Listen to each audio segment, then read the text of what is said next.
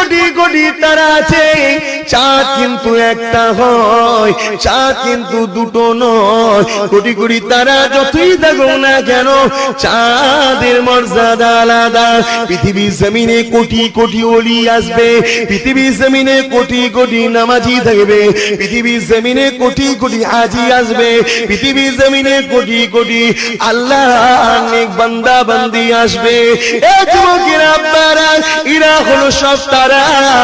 আর মাসে মাসে মাসে একটা করে চাঁদ উঠবে, ওটা হলো মুজাদ্দিদ।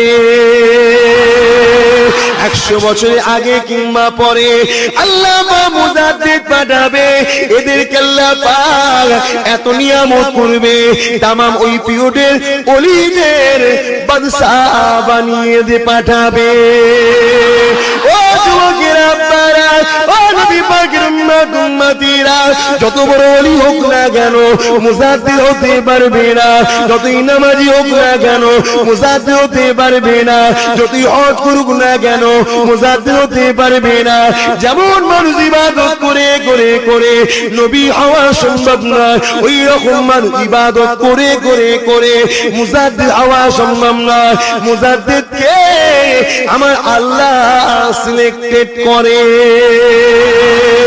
আমার আবু বকরের মাথাতে আল্লাহ নবী সবুজ পাগড়ি বলেছিল, এ আবু বকর, আল্লাহ তোমাকে এই জামানার জন্য বড় জামাতের ইমাম করেছে।